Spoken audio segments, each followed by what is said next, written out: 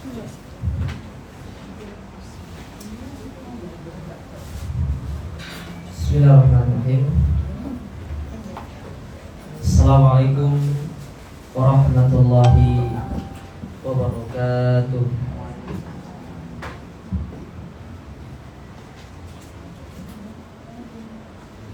Innal hamdalillah nahmaduhu wa nasta'inuhu wa nastaghfiruh wa na'udzu billahi min shururi anfusina wa min sayyiati a'malina. Man yahdihillahu fala mudilla lahu wa man yudlil fala hadiya lahu.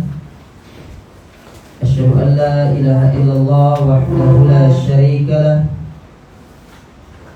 wa asyhadu anna Muhammadan abduhu wa rasuluh. Ya ayyuhalladzina amanu taqullaha haqqa tuqatih wa la tamutunna illa wa antum muslimun. Ya ayyuhan nasu taqu rabbakum alladzi khalaqakum min nafsin wahidah wa khalaqa minha zawjaha wa batha minhuma rijalan katsiran wa nisaa'a wattaqullaha alladzi tasaaluna bihi wal arham innallaha kana 'alaikum raqiba. Ya ayyuhalladzina amanu taqullaha wa qulu qawlan sadida yuslih lakum a'malakum wa yaghfir lakum dhunubakum wa man yuti'illaha wa rasulahu faqad faza fawzan 'azima. Amma ba'du, fa inna ahsanal kalami kalamullah wa khairal hadi hadi Nabi sallallahu alaihi wasallam wa syarrul umuri muhdatsatuha fa inna kulla muhdatsatin bid'ah wa kulla bid'atin dhalalah wa kulla dhalalatin finnar. Amma ba'du, kaum muslimat, para akhwat, para ummahat, ibu-ibu yang dirahmati dan dimuliakan oleh Allah Subhanahu wa ta'ala.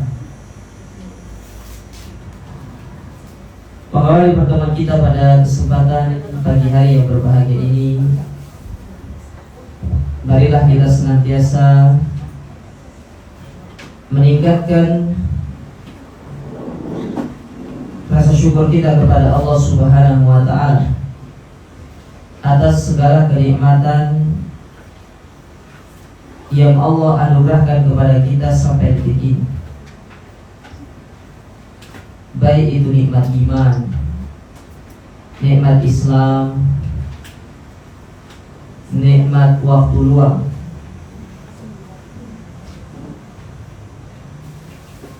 nikmat kesehatan, nikmat bisa kembali hadir di tempat ini dalam rangka kita melakukan thalabul ilmi, menuntut ilmu agama, dan nikmat-nikmat yang lainnya yang sangat banyak sekali, yang itu tidak akan mungkin untuk kita bisa menghitungnya. Karena Allah Subhanahu wa ta'ala menyebutkan hal ini di dalam Al-Qur'anul Karim, bahwasanya manusia tidak akan pernah bisa menghitung nikmat yang Allah berikan kepadanya. Kata Allah Subhanahu wa ta'ala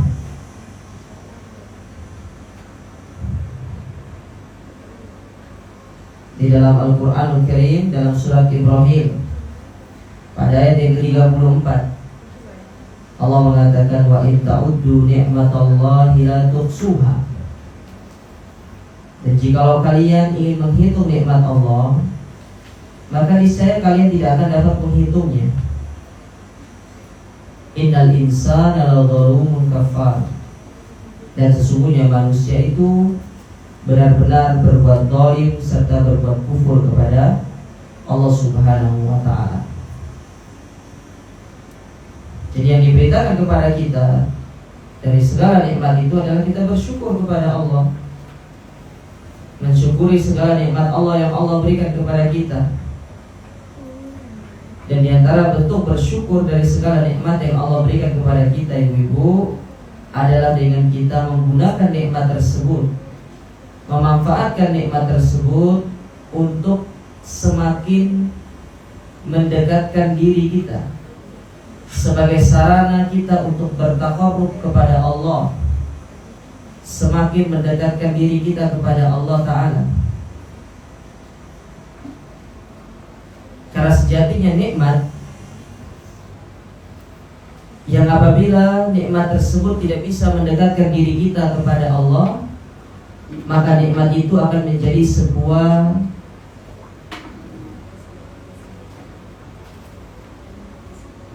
sarana kebinasaan bagi kita, baik itu di dunia maupun di akhirat. Sebagaimana dikatakan oleh salah seorang ulama kita dari kalangan tabi'in yang bernama Salamah bin Dinar.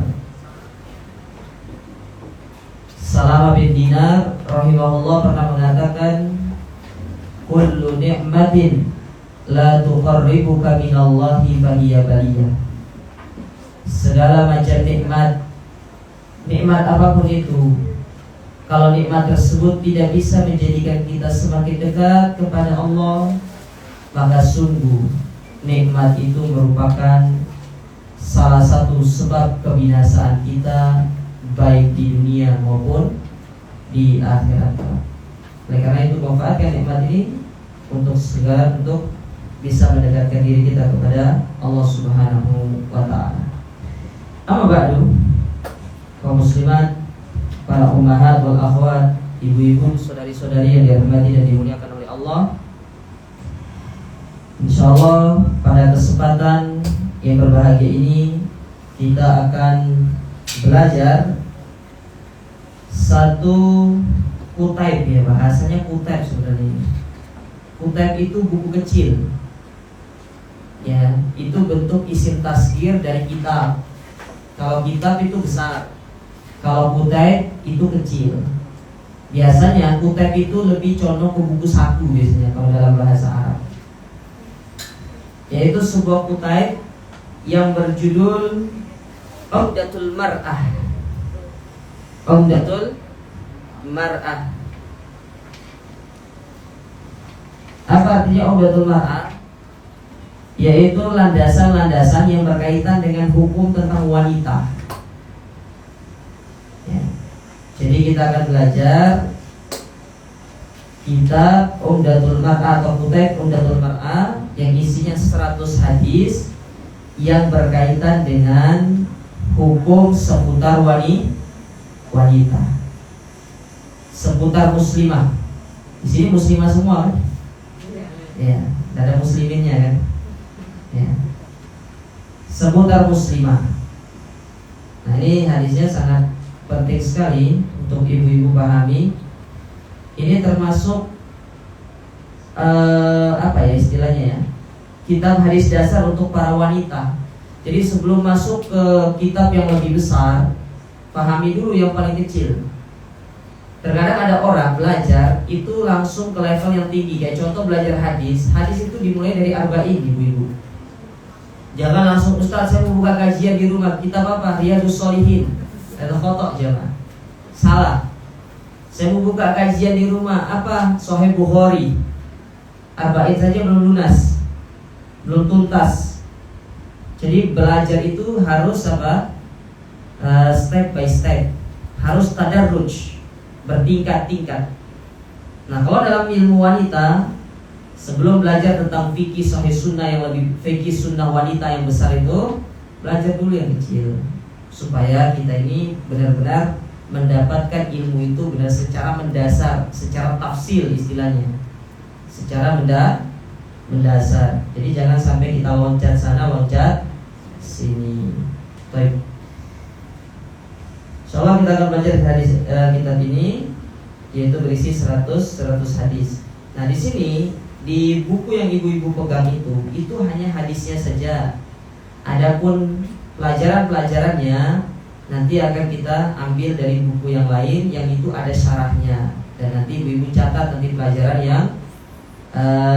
disampaikan oleh penulis di dalam buku ini nanti. Jadi yang ada pada tangan ibu-ibu sekarang itu adalah hanya hadisnya, matannya saja. Adapun pelajarannya akan kita sebutkan ya per hadis. Ada yang pelajarannya 10, ada yang 20, banyak. Ya, tinggal ibu sabar saja menulis ya. Baik, kita langsung saja masuk hadis yang pertama. Hadis yang pertama yaitu hadis yang berkaitan dengan min haqqiki an yukhassiso atau an yukhassasolaki makanun ta'limi fatalibi bihi. Di antara hak atau salah satu hak dari seorang wanita itu adalah mempunyai tempat khusus untuk dia taklim. Taklim itu belajar. Ya, jadi disuruh untuk menyiapkan satu waktu untuk kita belajar ilmu agama. Baik, saya bacakan hadisnya. An Abi Sa'id Al-Khudri radhiyallahu taala anhu. Ibu lihat di bukunya. Dari Abu Sa'id Al-Khudri radhiyallahu taala anhu, beliau berkata, Ja'at imra'atun ila Rasulillah sallallahu alaihi wasallam.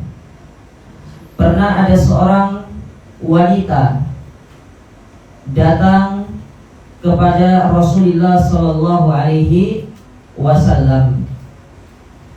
Faqalat, maka wanita ini berkata, Ya Rasulullah, wahai Rasulullah, dhahabar rijalu bihadithika. Ya, wahai Rasulullah, sesungguhnya para lelaki telah datang untuk mendengarkan nasihat-nasihatmu. Faj'al lana min nafsika yauman, maka jadikanlah bagi kami ini para wanita satu hari, natika fihi, yang kami datang kepadamu, tu'allimuna mimma 'allamaka Allah, untuk engkau mengajarkan kepada kami apa-apa yang telah Allah ajarkan kepadamu, yaitu dari perkara-perkara agama. Ya. Karena umumnya yang bermajelis bersama Nabi itu adalah para lelaki. Bukan begitu Ibu-ibu? Ya. Para lelaki yang kumpul bersama Nabi, para lelaki. Nah, wanita ini datang kepada Nabi minta, jangan cuma lelaki saja, tapi kami para wanita juga perlu untuk diajarkan tentang perkara-perkara agama. Ya. Qala, maka Nabi sallallahu alaihi wasallam pun berkata kepada orang tersebut, Ishtamina yauma kadza wa kadza. Ya sudah, kalau begitu berkumpullah kalian pada hari ini dan hari itu. Artinya Nabi memberikan waktu kepada mereka. Sampai sini paham Ibu? Baik. Fashtama'na, maka para sahabiat, para muslimah, mereka pun berkumpul bersama Nabi SAW. Fa'atahunna Rasulullah, maka Rasulullah pun datang kepada mereka.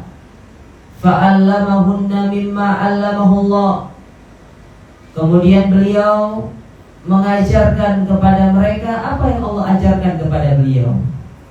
Tsumma qala, kemudian Nabi alaihi salatu wassalam bersabda, Ma minkunna min imra'atin tuqaddimu baina yadayha min waladiha salasatan illa kanu laha hijaban min nar.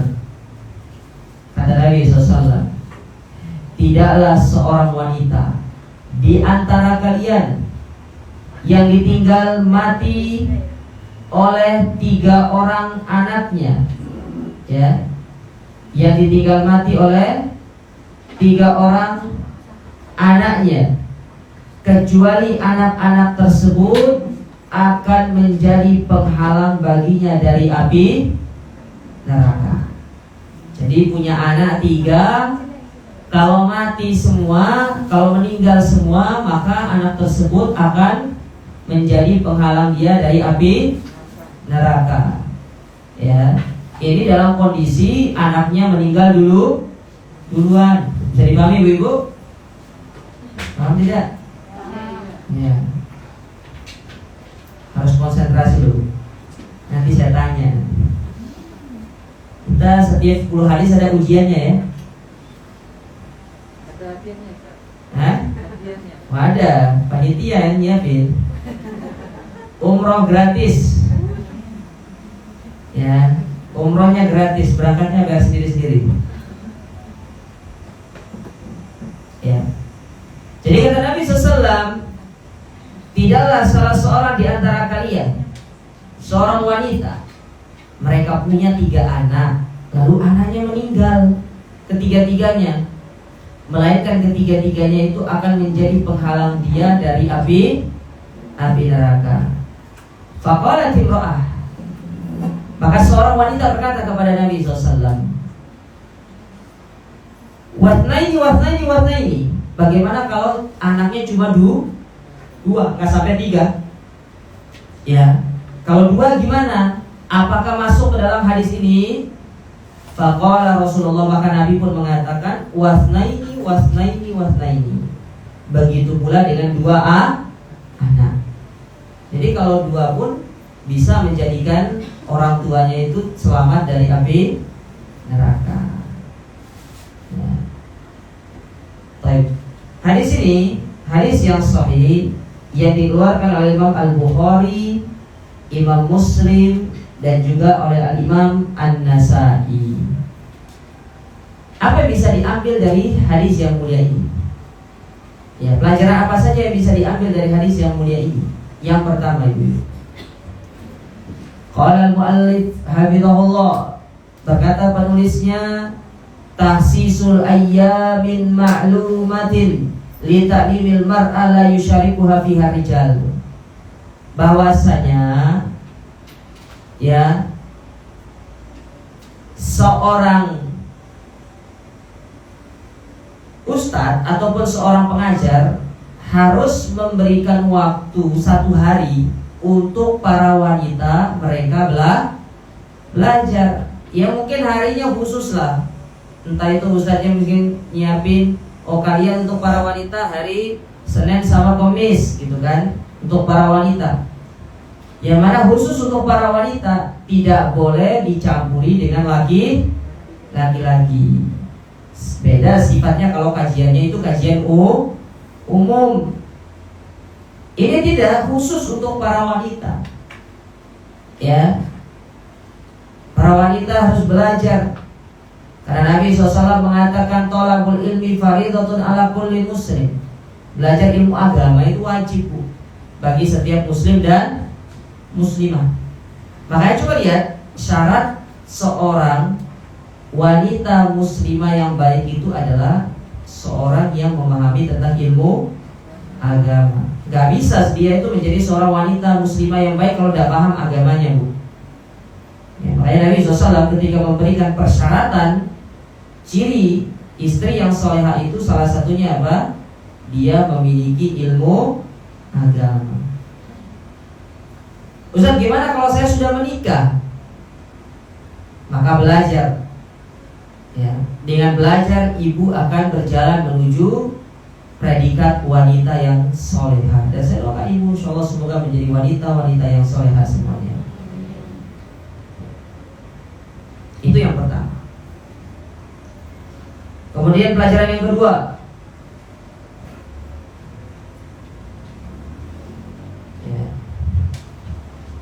Andal mar'ata la tuzahimur rijala walau fi majali ta'allumi umuriddin. Bahwasanya para wanita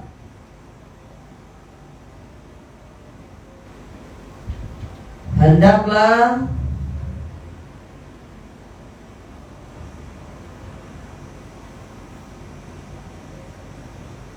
ya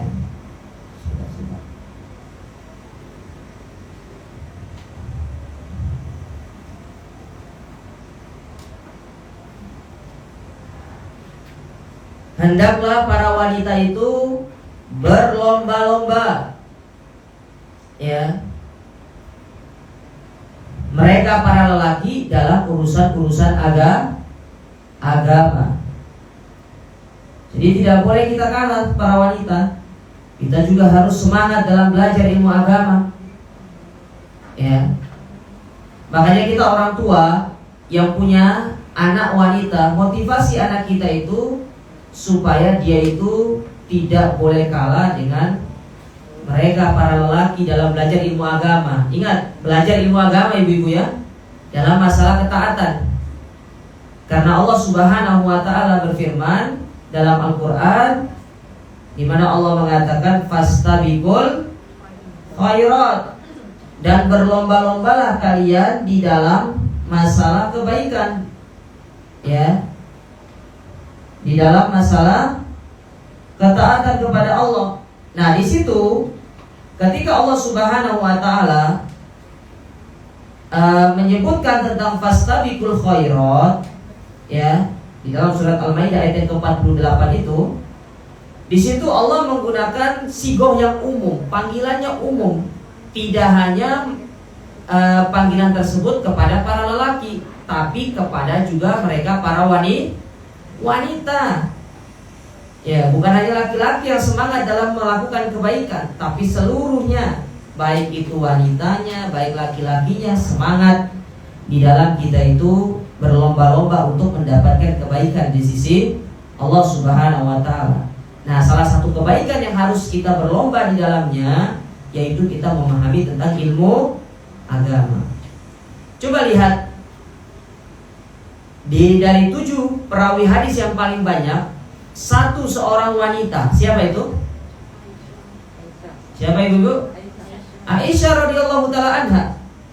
Itu menunjukkan bagaimana Aisyah radhiyallahu taala anha, selain beliau karena sebagai istri Nabi, beliau memanfaatkan hal tersebut untuk banyak belajar kepada Nabi.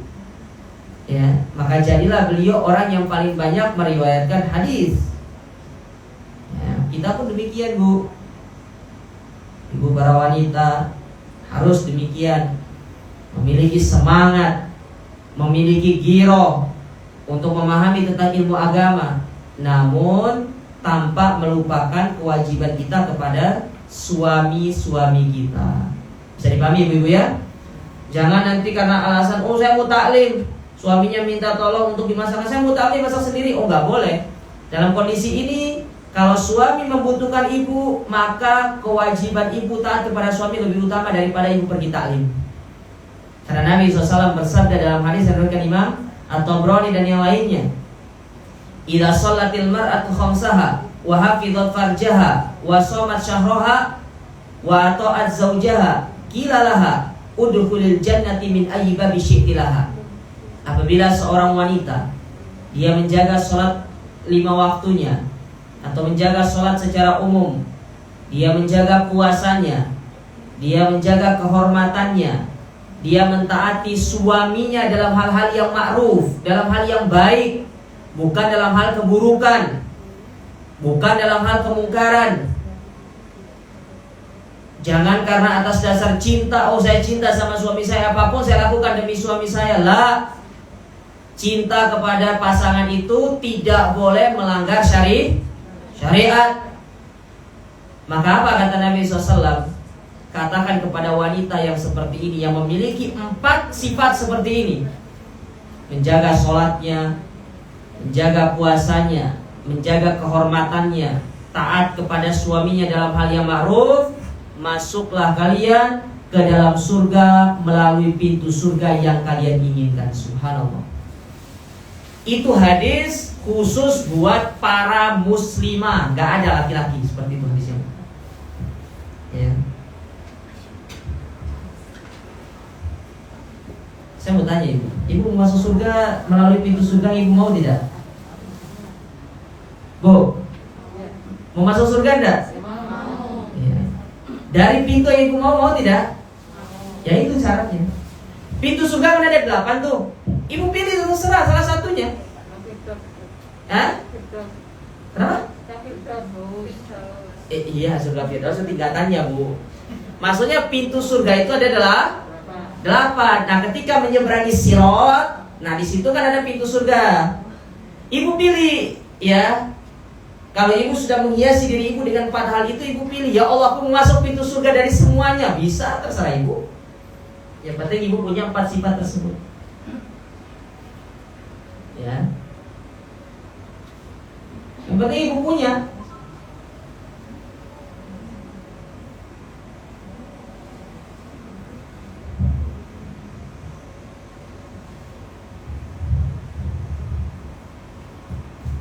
Jadi jangan sampai belajarnya ibu itu menjadikan ibu itu tidak berbakti kepada suami.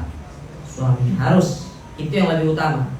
Tapi kalau dalam kondisi misalkan suami tidak tidak ada di rumah, maka silakan taklim. Dan yang lebih baik tetap kita minta izin kepada suami. Pelajaran yang ketiga.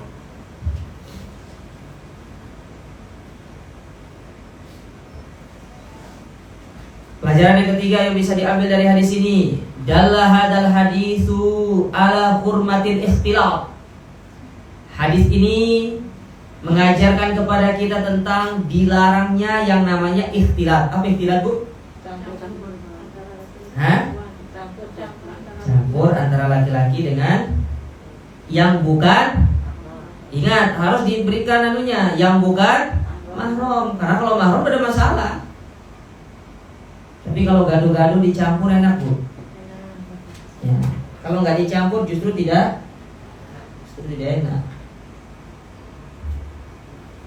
Kayak rawon itu enaknya dicampur langsung nasinya. Ini kok larinya ke makanan. Edisi lapar.com. Tidak boleh. Ya, tidak diperbolehkan. Ini harus dipahami. Yang keempat ya? Ya.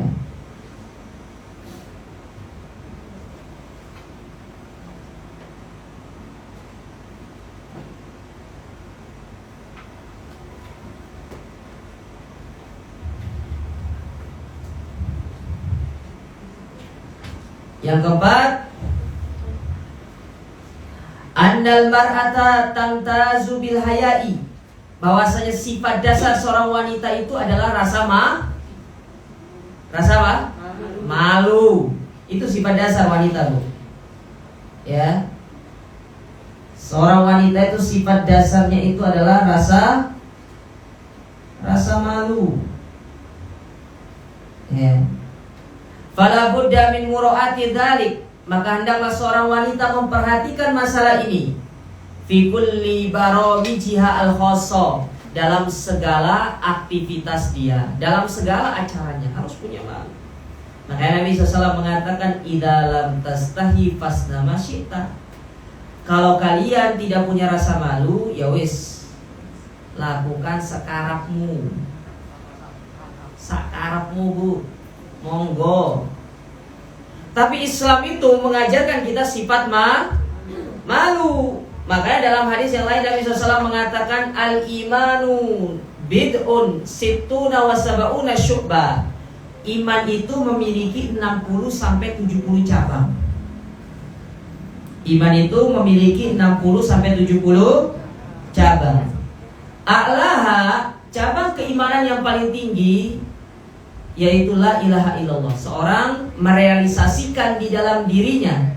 Ingat, saya ingin sampaikan, ya, tidak hanya sekedar mengucapkan la ilaha illallah, tapi yang paling utama itu adalah ibu-ibu, yaitu an-muqtadayat. Bagaimana kita mempraktekkan konsekuensi dari kalimat la ilaha illallah. Bukan sekedar mengucapin la ilaha illallah, tapi yang paling utama itu prakteknya, Bu. Kita hari ini belajar tentang makna la ilaha illallah misalkan. Oh, tidak ada Tuhan yang berhak diibadahi selain Allah. Bagaimana prakteknya? Berarti tidak boleh nyembah kepada selain Allah. nggak boleh minta kepada selain Allah, nggak boleh kita itu berharap kepada selain Allah, nggak boleh kita menggantungkan hati kita kepada selain Allah. Itu prakteknya. Ya. Karena seorang baru akan dikatakan mendapatkan ilmu yang bermanfaat kalau disertai dengan praktek.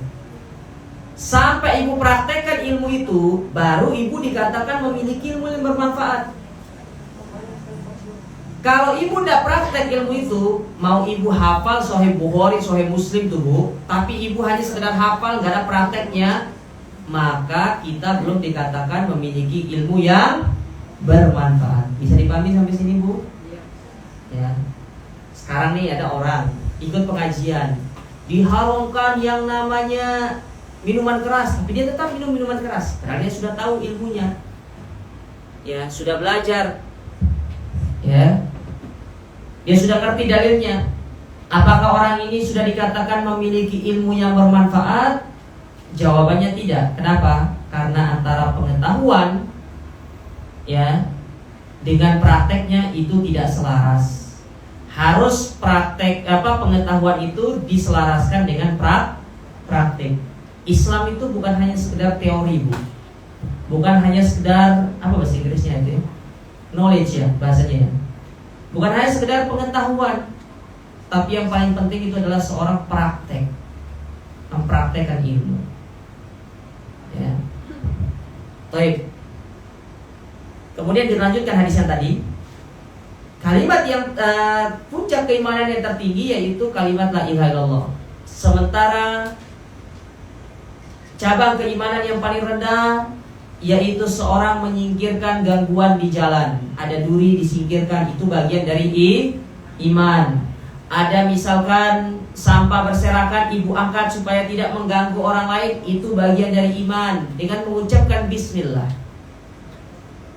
Ya, ibu misalkan mohon maaf masuk ke toilet umum misalkan, ternyata di situ ada plastik yang menghalang air keluar di air itu, pembuangan air itu, ibu angkat masukkan ke bak sampah, itu bagian daripada iman kepada Allah.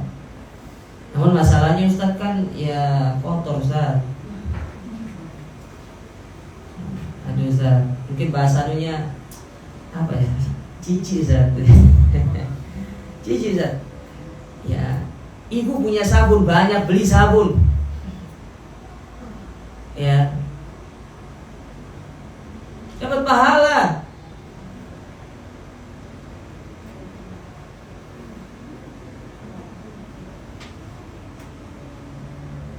Bisa jadi karena amalan yang kecil seperti itu, tapi karena ibu ikhlas melakukannya, itu pahalanya besar di sisi Allah Ta'ala.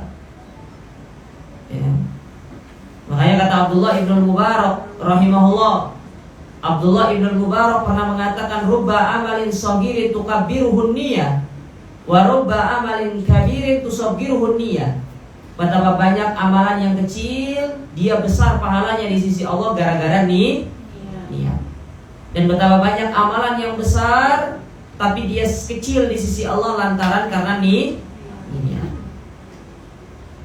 Siapa tahu dengan kita mengangkat atau menyingkirkan sesuatu yang dapat mengganggu kaum muslimin yang lainnya, itu sebagai timbangan pahala yang besar di sisi Allah.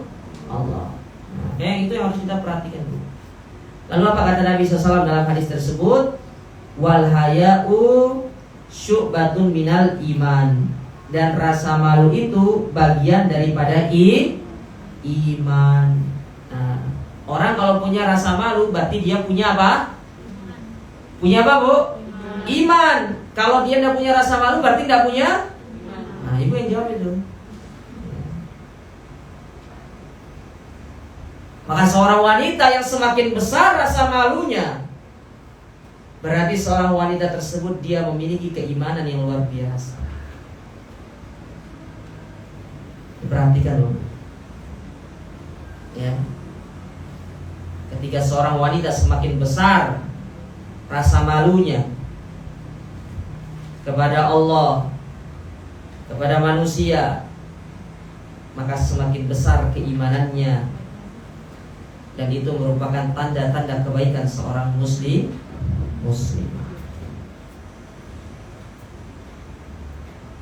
Baik.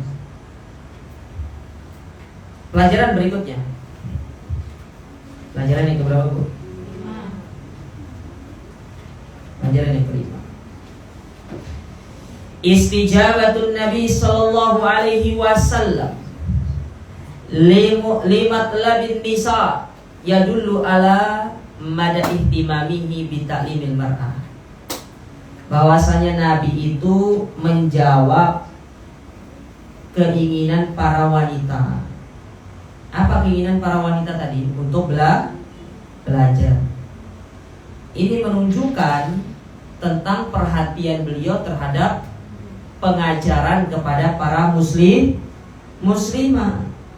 Ya, maka dari itu tidak hanya laki-laki yang belajar ilmu agama, tapi para muslimah juga harus. Ya, dalam rangka apa? Mempersiapkan dirinya sebagai al-madrasatul ula li abnaiha. Menjadi sekolah pertama untuk siapa? Untuk siapa, Bu? Ibu kan sudah punya semua nih. Untuk siapa? Iya, untuk anak-anaknya. Jangan ragu, Bu. Ibu punya anak semua kan? Iya. Ragu itu. Ya. Jadi dia belajar itu dia niatkan untuk menjadi apa?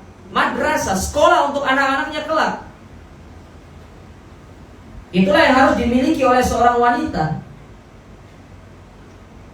Ya. Maka terkadang heran, ada seorang wanita muslimah, dia lebih suka mencerdaskan anak orang lain tapi tidak mencerdaskan anak sendiri. Bukan tidak boleh kita mengajar kepada anak orang lain, silakan, tidak ada masalah. Tapi yang paling utama adalah kita tetap mengajar anak diri kita sendiri.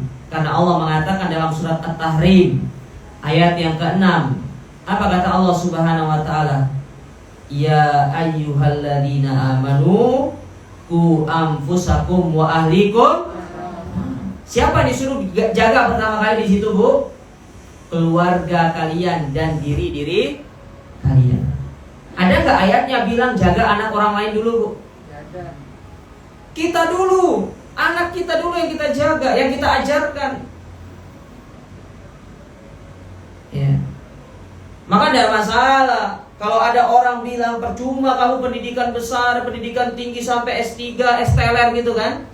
Tapi kok kamu nggak mau jadi ini, jadi itu, tidak peduli.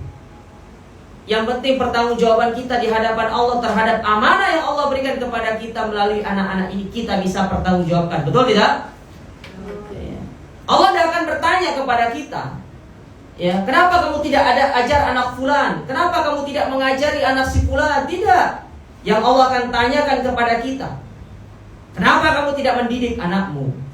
Bukankah Allah Ta'ala menyebutkan fa idza ja'atis shakha, ketika hari sangkakala itu ditiupkan, yauma yafirrul mar'u min akhi, seorang akan lari dari saudaranya, wa ummihi wa abi, dari ibu bapaknya, wa sahibatihi wa bani, dari anak dan istri-istrinya, anak istri yang mereka banggakan di dunia, pasangan yang mereka banggakan di dunia, semuanya akan kita lari dari mereka. Yauma yafirrul mar'u min akhi. Ya. Likulli imri'in minhum yauma idzin sya'nu yughni. Pada hari itu semua punya urusan sendiri-sendiri. Bahkan seorang anak akan menuntut orang tuanya.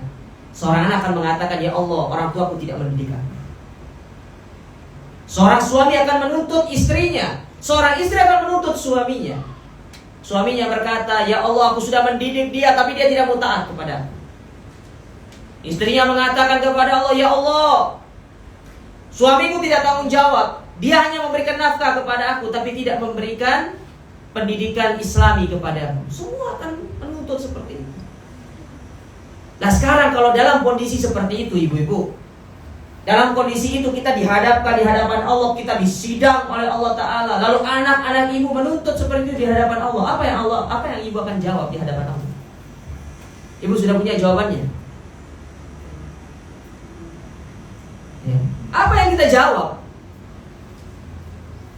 Apa kita sudah siapkan jawabannya? Ketika anak yang kita banggakan di dunia yang kita eluh-eluhkan di dunia ternyata menjadi justru bukan sebagai sebab masuk kita ke dalam surga, tapi sebab kita dimasukkan ke dalam api neraka. Maka sering saya sampaikan ibu-ibu, kesuksesan orang tua mendidik anaknya bukan ketika anaknya menjadi seorang presiden, bukan ketika anaknya menjadi seorang gubernur, seorang bupati, wali kota, direktur, komisaris, apapun itu. Seorang orang tua dikatakan sukses mendidik anaknya ketika anak tersebut bisa mengangkat kedua tangannya dengan mengatakan Rabbi ghfirli wa liwalidayya warhamhuma kama rabbayani shaghira. Itu suksesnya orang tua di situ. Kenapa itu dikatakan sukses? Ya. Kenapa itu sebagai barometer kesuksesan seorang ibu atau bapak dalam mendidik anaknya? Karena Allah mengatakan di dalam Al-Qur'anul Karim dalam surat Al-Imran, kullu nafsin dha'iqatul maut. Setiap yang bernyawa pasti akan merasakan kematian. Lalu apa kata Allah Ta'ala? Wa innama yuwaffawna ujurakum yaumal qiyamah. Dan niscaya di akhirat akan diberikan balasan dari setiap amal ibadah kalian. Lalu apa kata Allah? Faman zuhziha 'anil nar. Barang siapa diselamatkan dari api neraka, wa udkhilal jannah, dan dimasukkan ke dalam surga, faqad faz, maka sungguh dia telah sukses. Wa mal hayatud dunya illa mata'ul ghurur. Dan tidaklah kehidupan dunia itu melainkan hanya sebuah tipu daya muslihat. Ya. Apa kita siapkan? Jawaban apa yang sudah kita siapkan, Bu? Kita tidak akan ditanya tentang tetangga kita, kita tidak akan ditanya tentang anak tetangga kita, tidak. Tapi yang akan ditanya itu tentang anak-anak kita, terutama seorang ibu yang lebih banyak menghabiskan waktu bersama anak-anaknya. Ya masalah orang mengatakan ibu begini-begini dah, tapi ibu mencari ridho Allah. Makanya kata Imam Syafi'i rahimahullah dalam sebuah ungkapannya, beliau mengatakan ridhon nas ghayatun la tudrak. Ridhonya manusia itu tujuan yang tidak akan pernah digapai selama-lamanya. Betul tidak? Ya. Betul. Saya minum dulu. Ibu minum tidak apa-apa, biar tidak terlalu tegang. Apa yang saum? Hah? Apa yang saum? Oh ya, yang puasa nggak apa-apa. Yang nggak puasa silakan minum.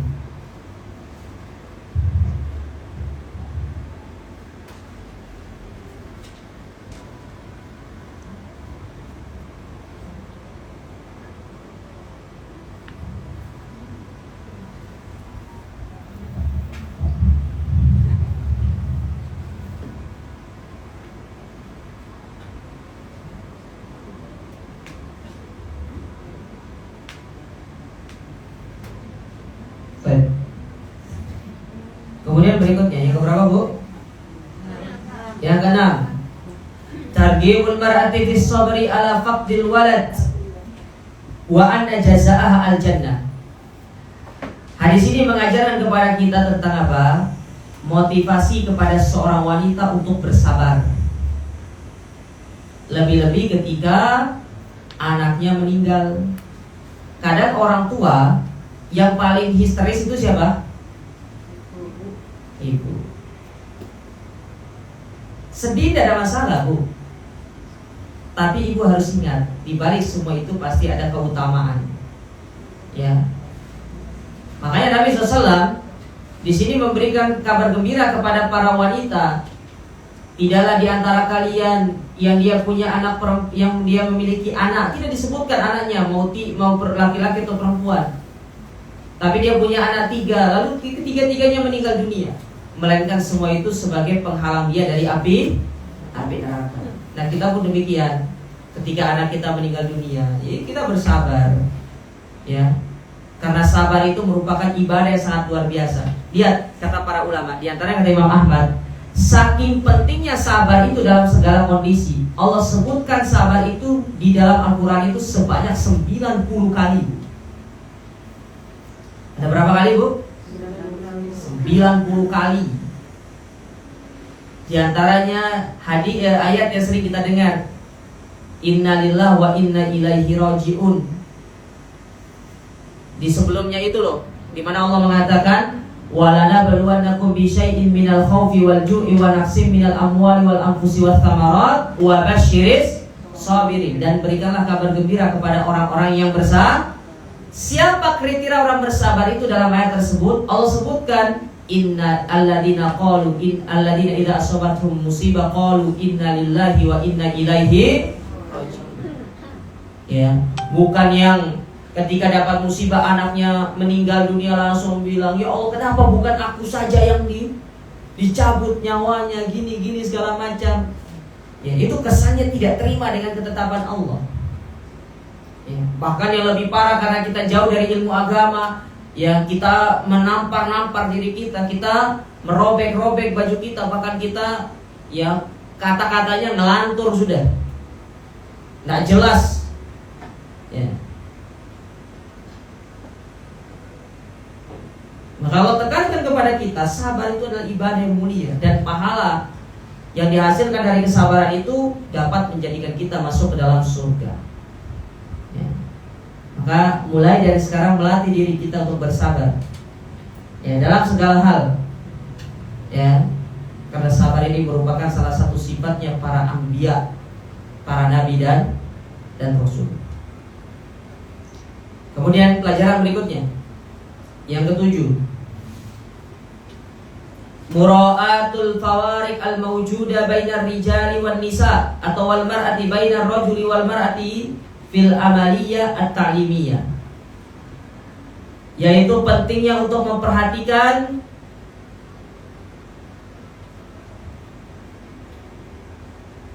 ya perbedaan-perbedaan yang ada terkait amaliyah para wanita dan juga para lelaki. Maksudnya gimana? Bahwasanya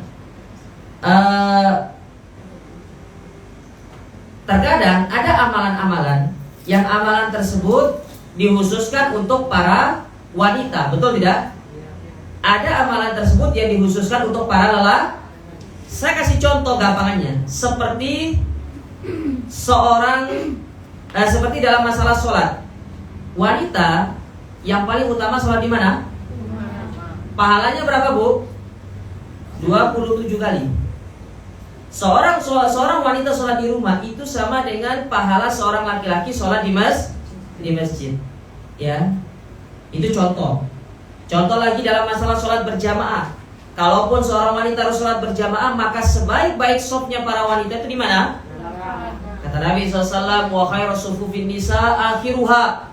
Sebaik shofnya para wanita itu adalah paling belakang. Wa khairu sufufir rijal awwaluha. Sedangkan sebaik-baik shofnya para lelaki itu pada bagian depan. Nah, ini contoh apa?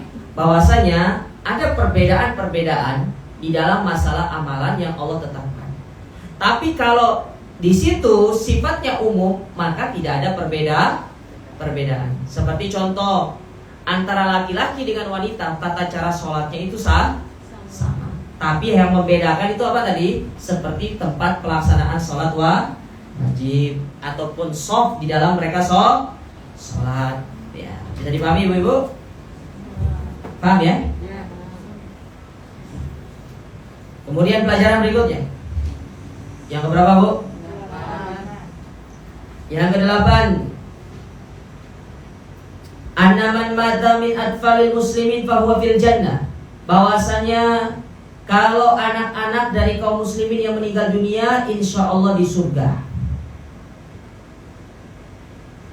Kalau dia itu lahir dari rahim muslimah, maka dia dimasukkan surga. Wa yakunu sababan lidukhuli walidayhi ma'ah. Dan bisa jadi anaknya itu sebab orang tuanya masuk ke dalam surga. Beda dengan orang kafir. Orang kafir itu, Bu, bayi yang meninggal dalam kondisi anak yang meninggal dalam kondisi bayi, dia itu akan diuji oleh Allah Ta'ala. Ya, dia akan diuji sama Allah. Ini disebutkan oleh para ulama. Ya, dengan ujian yang telah disebutkan oleh Nabi SAW. Kalau dia memilih ini, berarti dia itu masuk dalam neraka. Kalau dia memilih ini, maka dia akan masuk ke dalam surga. Ya, tidak akan diuji oleh Allah Subhanahu wa taala. Tapi kalau kalau anak tersebut lahir dari seorang muslimah dan dia Islam, ibu bapaknya Islam, maka dia itu insya Allah masuk ke dalam surga, dan bisa jadi itu sebab orang tuanya dimasukkan ke dalam surga. Makanya kalau ada anak kita meninggal yang masih kecil, ibu berdoa, ya Allah, semoga ya anakku yang sudah meninggal sebab aku masuk ke dalam surga. Tapi jangan hanya sekedar doa, Bu. Ya lalu nanti ibu udah beramal juga, ya salah juga itu. Harus beramal juga, ya harus melakukan ketaatan, melakukan ibadah sholat, puasa, zakat, ya, dan yang lainnya. Baik. Pelajaran berikutnya, yang ke-9. Hirsus sahabiyati ala ta'allubi umuriddin. Hadis ini mengajarkan kepada kita tentang semangatnya para sahabiyat, para sahabat wanita di dalam belajar ilmu agama. Bu, saya ingin sampaikan kepada kita ibu. Terkadang kita itu kalau pergi ngaji itu cuma dapat semangatnya saja. Kenapa? Karena niat awalnya tidak ikhlas karena Allah. Maka sebelum ibu pergi dari rumah untuk belajar ilmu agama, pergi ke tempat taklim, ibu harus niatkan lillahi ta'ala. Adapun nanti di tempat pengajian ibu ketemu teman-teman ibu, ya, kemudian yang lainnya, maka itu hanya sebagai apa? Bonus dari Allah Ta'ala. Tapi yang paling utama ibu mendapatkan ilmu. Nah, di antara cara untuk mendapatkan ilmu itu, ibu tetap harus mencatat. Sampai rumah jangan disimpan, Bu, catatannya. Jangan dicampur dengan buku masak. Catat resep. Nanti buku kajian dipakai buku catat resep. Buku kajian khusus, dan itu tidak boleh ditaruh di rak. Taruhnya di mana, Ustaz? Taruhnya bersama mushaf di samping tempat tidur ibu. Kotor, nggak masalah. Taruh. Para ulama kiri kanan itu kitab semua itu aninya. Para ulama kalau tidur, mereka itu tidur di antara kitab. Ya. Kita saja yang tidur di antaranya itu kiri kanan guling. Betul tidak? Betul tidak? Enggak pasti. Pasti ada gulingnya, Bu. Ya. Orang Indonesia itu kalau tidur nggak pakai guling nggak seru. Nggak enak. Makanya jamaah umroh yang paling ruwet itu orang Indonesia. Karena orang Saudi tidak kenal guling. Kadang-kadang saking cari guling, bantal yang ditaruh di kepala dijadikan guling.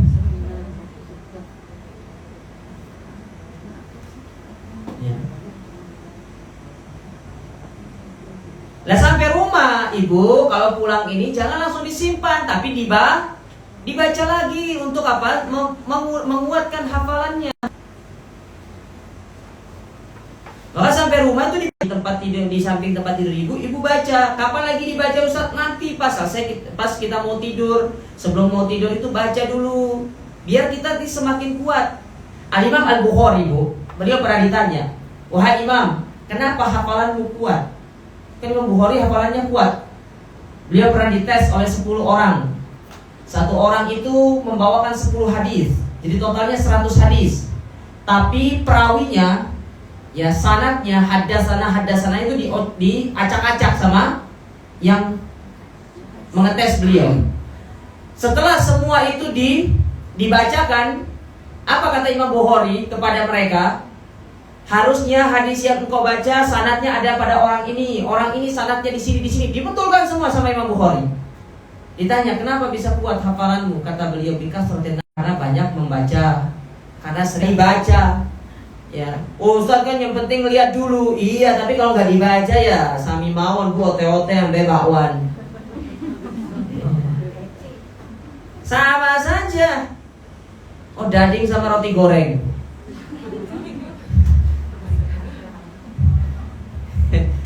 Orang Sunda bilang oh daging. Orang sini bilang apa? Viral banget. Ya. Sampai sempat saya kalau ke Lombok itu, kalau pulang ke Lombok itu, banyak bilang pernah makan odading. Odading itu banyak di sini. Tak bilang di Lombok, ngapain cari ke sana? Apa odading itu? Roti goreng. Iya tak, iya makanya jangan salah. Ya, kenali hakikatnya, bukan hanya namanya. Ya. Hakikatnya yang dikenal, bukan namanya. Oh, odading terkenal gitu kan. Ya, tahu-taunya di Surabaya namanya roti goreng. Aduh. Ya. Jadi baca Bu, baca. Jangan cuma dilihat aja buku itu, tapi dibaca. Itulah ciri penuntut ilmu yang sejati. Ibu lelahkan diri ibu belajar ilmu agama, kemuliaan yang Allah berikan kepada ibu. Mulia, ya. Waktu yang ibu keluarkan, tenaga yang ibu keluarkan untuk mempelajari ilmu agama itu dicatat sebagai pahala di sisi Allah Bu. Waktu yang ibu datang ke sini, ya, putaran ban yang ibu lakukan kalau ibu naik sepeda motor, langkah kaki yang ibu langkahkan kalau ibu keluar dari rumah, jalan kaki misalkan, ya ibu tinggalnya di mana? Ya di mana misalkan, ya di situ, misalkan ibu tinggal di Pondok Mutiara atau Pondok Jati, jalan kaki ke sini, luar biasa, ya kalah-kalah yang bohong ya, sampai sini sudah pada dipijit semua, ya. Hapus semua rematiknya Zat. Ya. Itu pahala di sisi Allah. Maka kuatkanlah ibadah tersebut dengan ibu membacanya lagi di rumah. Jangan sampai rumah nanti, sampai rumah capek, Ustaz, tidurlah. Akhirnya apa? Kalau sudah tidur, ya, sudah mikirin apa nanti anak sudah, misalkan kalau lagi sekolah anaknya, pulang sekolah sudah mikirin jemput anak, gini segala macam. Ya. Sekarang mungkin di rumah online sekolahnya, ya. Oh nanti saja pas asar sudah keburu untuk ibu mikirin apa yang mau dipakai buka puasa. Makanya kata para ulama, ketika Allah memberikan kesempatan untuk ibu untuk bisa melakukan satu amalan di situ seperti membaca lagi pelajarannya, lakukan. Karena di saat itu ibu sedang diberikan hidayah sama Allah. Ketika ibu tidak menyambut hidayah itu, maka hidayah itu akan dicabut kembali oleh Allah Subhanahu wa ta'ala. Baik. Hadis pelajaran yang terakhir. Yang keberapa, Bu? Yang ke-10. Ya, satu hadisnya 10 pelajarannya, Bu. Ada hadis yang sampai 20 pelajarannya. Ya. Ibu bosan enggak? Kalau bosan ya tutup sampai di sini. Yang ke-10 yang terakhir. Jawazu munaqashatil mar'ati ar-rijala ar-rajula al-alima al-afif fi umuri diniha. Bolehnya seorang wanita berkonsultasi atau bermunaqasha, setelah munaqasha itu bukan dialog, apa ya istilahnya? Ya dialog lah. Konsultasi lah bahasa kerennya ya. Berkonsultasi kepada seorang laki-laki yang alim, ya untuk bahasanya dengan ustadz lah ya. Dalam perkara-perkara agama boleh ibu tanya, ya ustadz saya mau tanya, atau lewat media sosial boleh, tidak ada masalah. Lewat WA, apa ustadz? Tapi dengan adab, Bu, perhatikan Bu ya, dengan adab. Bagaimana cara adabnya? Karena ibu sedang menulis itu, ibu tulis ya mungkin dengan apa? Mengucapkan salam terlebih dahulu, lalu basa-basi lah Bu. Ustadz bagaimana kabarnya? Ini jangan langsung Ustadz saya ada pertanyaan, langsung tembak. Assalamualaikum Ustadz bagaimana kabarnya? Afwan saya mau bertanya begini-begini, mohon pencerahannya. Jazakumullah khairan. Itu adabnya Bu. Dan adab yang lainnya apa? Jangan terburu-buru untuk meminta jawab. Baru dikirim 1 menit yang lalu langsung ditelepon ustadznya. Ya. Siapa tahu ustadznya lagi nyuci mungkin di rumah. Harus sabar menunggu jawaban dari ustadz. Ya. Jangan buru-buru. Ya. Ini yang perlu untuk diperhatikan Bu. Ini adab.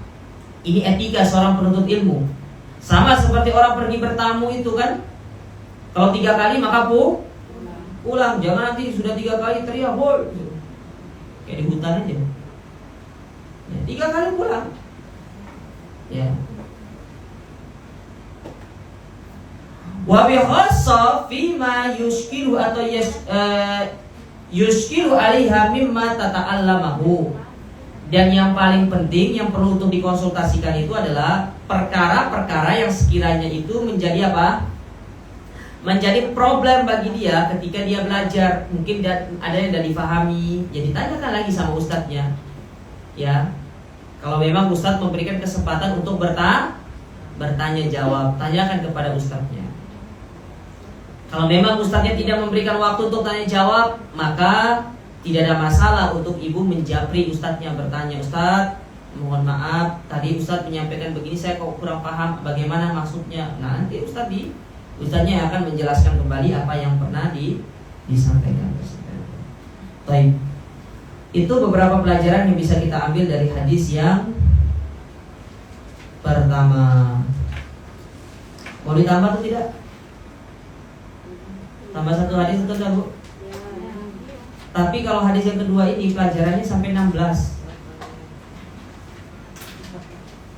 Gini saja, ibu loncat ke hadis yang ketiga, karena pelajarannya cuma 4. Saya tambah lagi satu, Bu, ya. Ya. Hadis yang keduanya pada pertemuan berikutnya saja. Hadis yang ketiga, yaitu hadis yang berkaitan dengan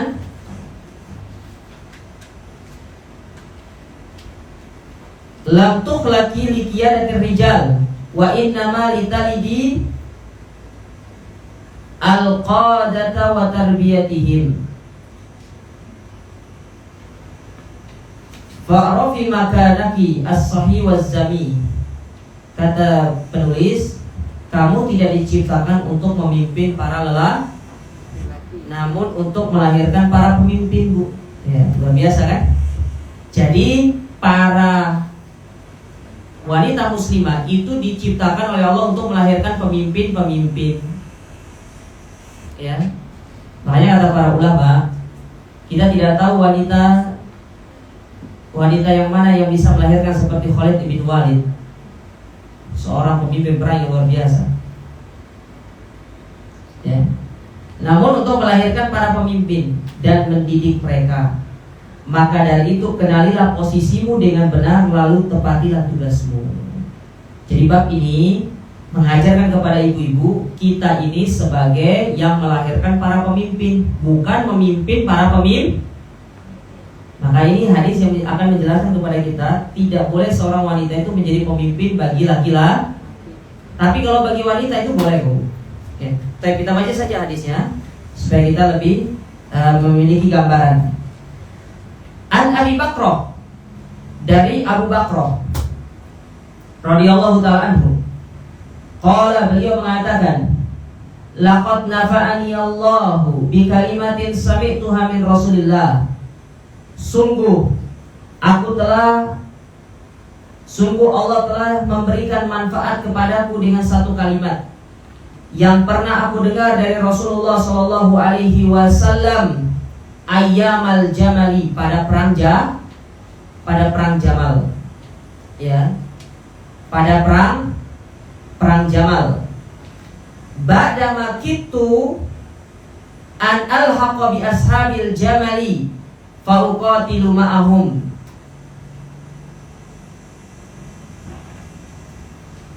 Yang mana pada hari itu aku hampir saja bergabung dengan para penunggang unta yang dipimpin oleh Aisyah radhiyallahu taala anha. Karena perang Jamal itu adalah perang antara Aisyah radhiyallahu taala anha dengan siapa? Dengan Ali bin Abi Thalib. Kalau perang antara Ali dengan Muawiyah, apa namanya? Perang apa? Bu. Wah, faktor usia kayaknya nih. Faktor usia. Ibu sudah lolita semua ya? Lolos 50 tahun semua ya? Perang Jamal, perang antara Aisyah dengan siapa? Ali bin Abi Thalib. Kalau Muawiyah dengan Ali bin Abi Thalib, perang apa? Perang Siffin. Perang apa? Siffin. Tulis Bu, tulis. Bulan depan saya tanya.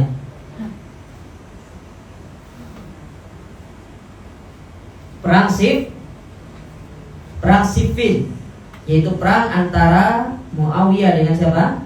Ali. Nah, kata Abu Bakar, aku hampir bergabung bersama para penunggang unta, ya, yang dipimpin oleh Aisyah radhiyallahu taala anha untuk berperang bersama mereka, artinya memerangi Ali bin Abi Thalib radhiyallahu taala anha, ya. Memerangi Ali bin Abi Thalib radhiyallahu taala anha. Qala, maka Abu Bakar mengatakan, lamma balagha Rasulullah sallallahu alaihi wasallam, ya, maka ketika sampai kepada Rasulullah sallallahu alaihi wasallam, anna ahla Farisa, bahwasanya penduduk Persia itu dahulu Iran, Bu. Iran. Jadi Iran dulu itu namanya apa? Persia.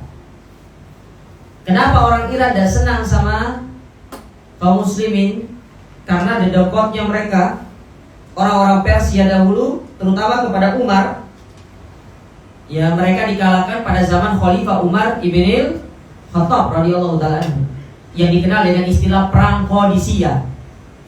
Ya, perang Qadisiyah, itu perang antara orang Persia dengan kaum muslimin yang dimenangkan oleh kaum muslimin pada waktu itu, perang Qadisiyah. Ya, pada waktu itu pemimpinnya adalah saya lupa pemimpinnya itu.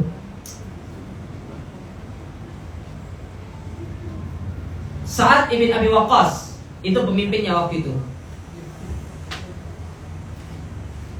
Baik, kata Abu Bakar, lama balagha Rasulullah SAW anna ahla Farisa, ketika sampai kepada Rasul SAW kabar bahwasanya orang-orang Persia qad mallaku alaihim binta Kisra, mereka itu dipimpin oleh putri Kisra. Jadi yang memimpinnya siapa? Perempuan, binti Kisra, ya, binta Kisra, yaitu yang memimpinnya adalah putri dari kaisar, dari Kisra-nya Persia itu.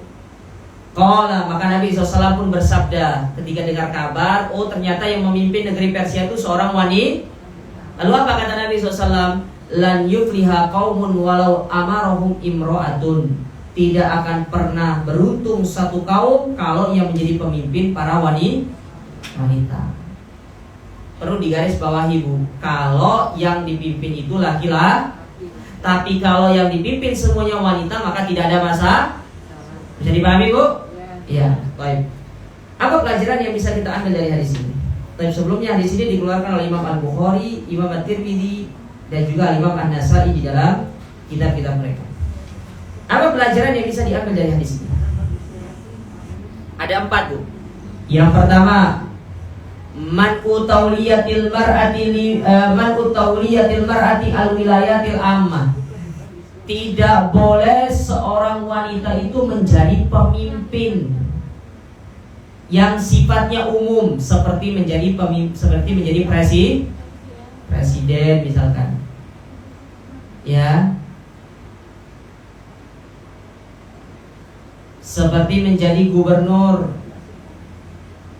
bupati, dan yang semisalnya. Ustadz, gimana kalau misalkan dia sudah menjadi pemimpin? Maka tetap kita harus mentaati. Tapi kalau hukum asal, tidak boleh seorang wanita menjadi pemimpin bagi laki-laki, karena Allah Subhanahu wa taala berfirman dalam Al-Qur'an, ar-rijalu qawwamuna 'alan nisa, bahwasanya itu laki-laki pemimpin bagi wanita, dalam surat An-Nisa pada ayat yang ke-34. Ya, laki-laki itu pemimpinnya para wanita, bukan dibalik, pemimpin wanita pemimpinnya laki-laki. Tapi yang betul itu adalah laki-laki itu pemimpinnya para wanita. Kepala rumah tangga siapa, Bu? Suami atau istri? Suami. Ada nggak kepala rumah tangganya istri? Wakil, Bu, namanya itu. Kalau suaminya meninggal, maka anaknya akan jadi pemimpin. Anaknya sudah balik. Pernah nggak ceritanya kalau suaminya sudah meninggal, yang menjadi wali anak perempuannya ibunya? Enggak lah, pasti anak laki-lakinya. Perempuan semua cari dari keluarga bapak. Kalau tidak ada bapak, cari dari ibu. Ya, kalau tidak ada maka wali hakim. Masa nggak ada satu-satu pun laki-laki ah? Ya. Cari dari keluarga bapak. Entah itu Pak D kah, Pak Le kah, sopo mana? Kakek kah? Yang penting dari bapaknya. Ya, jadi tidak boleh Bu. Ini hukum secara asal ya. Tapi kalau dia sudah naik jadi pemimpin, maka harus ditaati. Bisa dipahami ya? Ya. Kayak contoh misalkan dalam hukum Islam, pemimpin Surabaya itu tidak boleh. Tapi kalau sudah naik maka harus kita taat dan mendoakan beliau. Bisa dipahami Bu ya? Yang kedua, di antara pelajaran yang bisa diambil dari sini, la tataro asul mar'atu ar-rijala la fil amali wala fil bait. Seorang wanita itu tidak boleh memimpin mengapalai para lelaki, meskipun itu hanya dalam sebuah pekerjaan yang kecil ataupun dalam rumah tangga, tidak boleh. Nanti istrinya ngatur suaminya. Bapak di sini ya. Ya, bapak harus begini. Rumah ini terserah saya. Oh, tidak boleh gitu Bu. Ya. Tidak boleh seperti itu. Meskipun rumah itu adalah rumah ibu segala macam, tapi tetap ketaatan ibu kepada suami itu mutlak. Bukan mutlak, apa namanya? Yang paling utama, bukan mutlak. Yang paling utama. Ya. Mohon maaf, bukan mutlak ya, karena ketaatan yang mutlak itu hanya kepada Allah dan Rasulnya. Ya. Jadi tidak boleh Bu. Ya. Baik. Yang ketiga, jazbun Nabi SAW di adami falahin ay mujtama'in tadirul mar'atu fihi ar-rijal al-wilayat al-amma. Nabi menegaskan tentang tidak mendapatkan keberkahan, tidak mendapatkan keberuntungan ya bagi masyarakat kalau yang menjadi pemimpinnya itu para wanita. Ingat Bu, kalau itu kondisinya memimpin laki-laki dan wanita. Kalau dia hanya sekedar memimpin para wanita, tidak ada masalah. Tidak ada masalah. Yang penting yang menjadi bawahannya dia itu adalah para wanita. Ustadz, gimana kalau misalkan ada satpamnya? Nah, gimana? Gimana Bu? Karena ada satpamnya satu, ibu buka perusahaan tapi mau nggak mau harus pakai satpam. Berarti kan satpam itu di bawah ibu, betul tidak? Iya. Ya, maka caranya tetap ibu jadikan misalkan siapa suami ibu sebagai kepala, tapi sebagai PLT-nya ibu, ya, pelaksana tanggung jawabnya. Ya, hanya nama saja suami, yang penting suami itu apa? Menjadi pemimpin supaya apa? Tidak kesannya siapa itu? Istrinya itu yang menjadi apa? Yang menjadi pemimpinnya. Bisa dipahami Bu ya? Ya. Baik. Yang keempat, tashri'un Nabi SAW bihadal fi'li innama yasduru an wahyi minallahi azza wa jalla alladhi khalaqal mar'ata wa huwa subhanahu al-khabir bi tabi'atiha wa ma yunasibuha minal a'mal. Yaitu Nabi mendoakan keburukan terhadap perbuatan ini. Maksudnya seorang wanita menjadi pemimpin bagi laki-laki. Karena ini menyelisihi tabiatnya seorang wanita. Ya. Karena tabiat wanita itu bukan dia itu menjadi pemimpin seperti itu.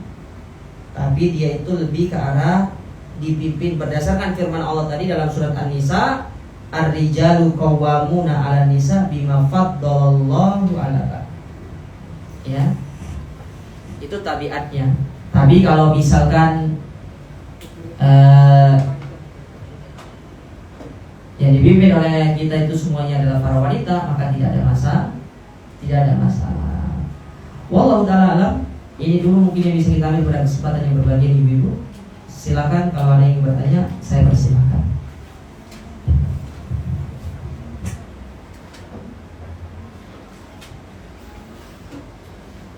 Ini yang rasa malu tadi, terus kalau malunya bagaimana ya Ustaz ya? Kalau malu terus kan nggak maju-maju Ustaz ya.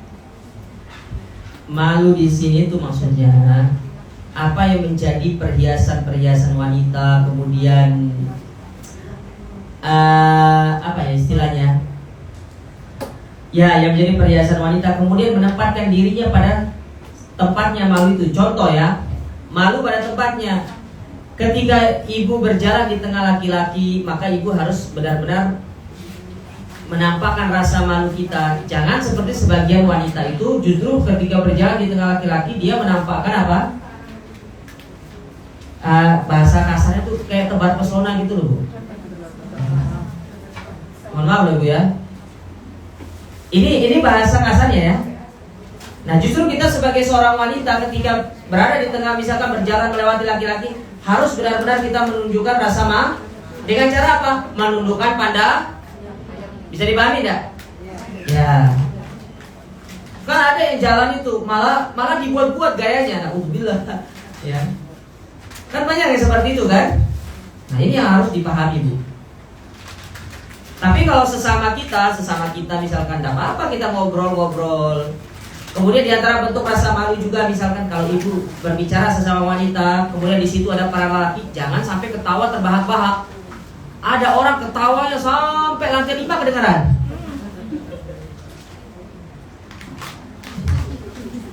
Ya, di antara bentuk malu juga para wanita, kalau ngomong itu jangan sampai keras kan. Ini ndak teriakin anaknya gitu kan. Kayak hidup zaman purba saja. Nah, tapi benar-benar harus dijaga.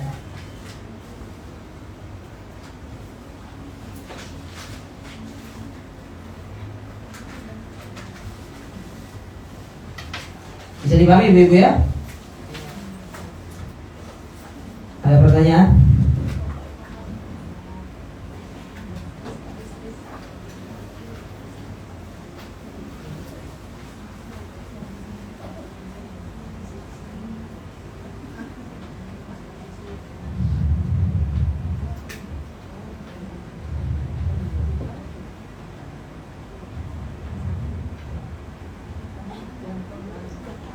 Ada yang lain ya Bu, ingin bertanya?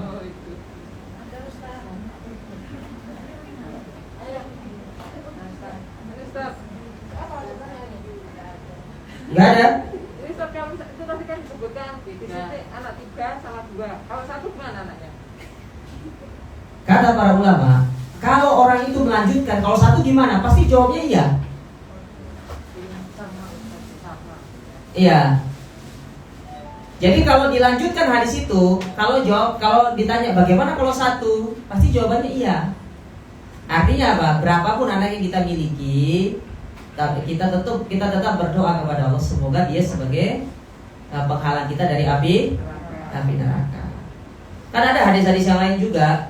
Tidak ada hadis masalah ini tentang keutamaan anak itu. Ada hadis yang berkaitan dengan barang siapa yang punya anak perempuan 2 lalu dididik sampai suaminya datang, maka dia akan menjadi penghalang dia dari api neraka. Kayak ada cerita. Ibu pernah dengar cerita nggak? Di Saudi ada seorang cerita sama Syekh Abdul Razak. Orang ini punya anak perempuan 4. Istrinya hamil yang kelima. Bilang suaminya, ya, awas kalau perempuan lagi ya. Akhirnya melahirkan istrinya, anak yang kelima, perempuan lagi.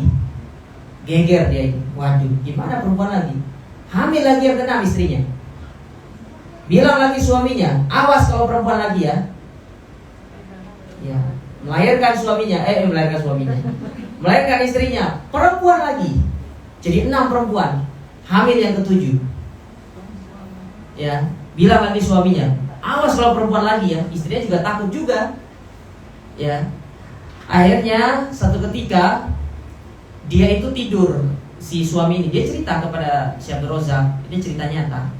Dia tidur. Nah, ternyata dalam tidurnya dia bermimpi ditegakkan hari kiamat. Lalu dia divonis masuk ke dalam api neraka. Ketika dia ingin diseret ke dalam pintu neraka nomor 1, ada anak perempuannya nomor 1.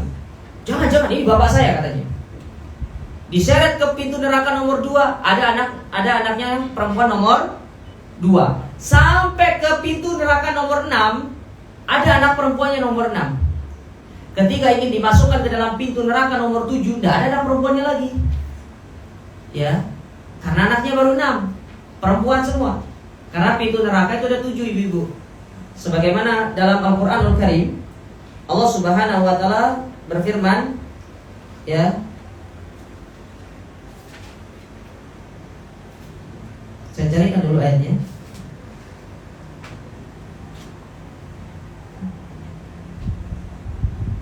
Walikulli babin juz'un maqsum.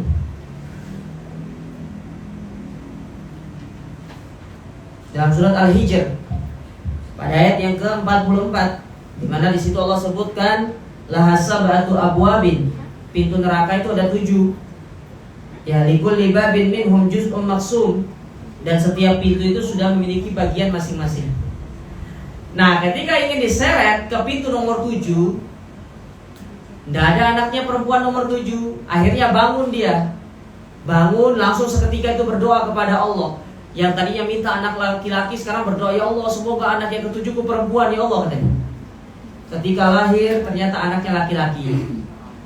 Celaka, aku masuk neraka sudah katanya. Ya.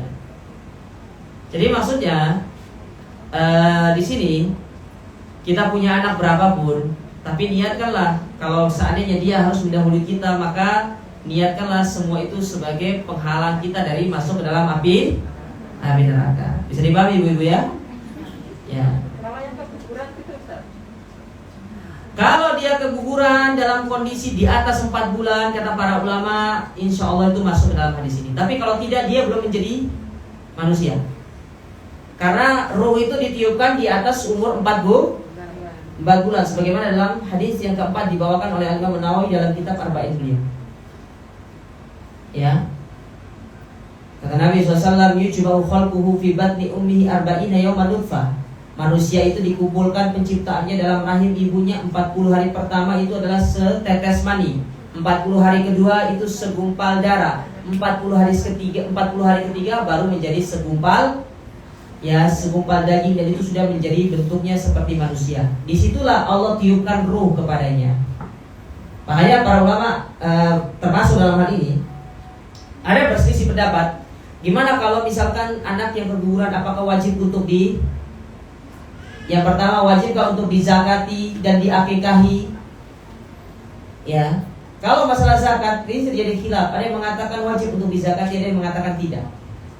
Ya.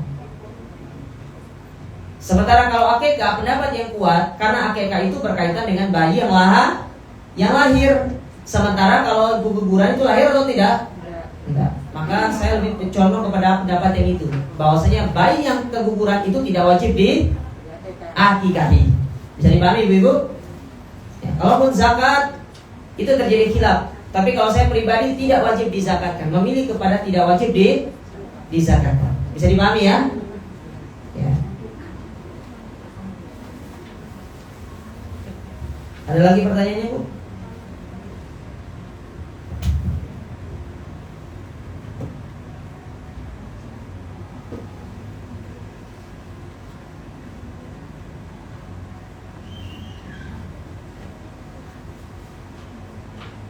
Tidak ada?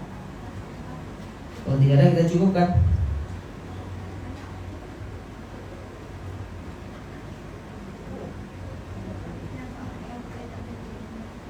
Ustaz ada yang tanya PLT tadi sebagai PLT tadi itu Ustaz.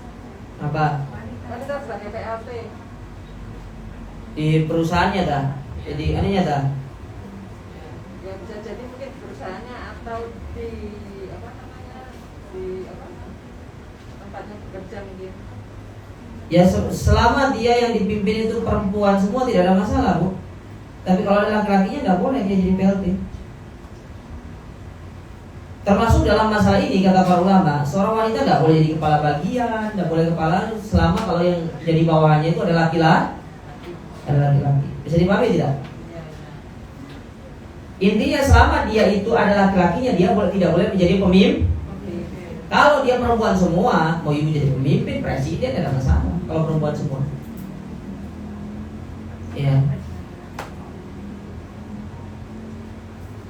Bisa dipahami ya, insyaallah ya. Cukup? Cukup, Bu? Baik, kalau tidak ada lagi pertanyaan, maka kita cukupkan kajian kita sampai di sini. Semoga apa yang disampaikan ini bermanfaat. Ya, kurang lebihnya kami mohon maaf. Jazakumullah khairan atas perhatian ibu-ibu semuanya.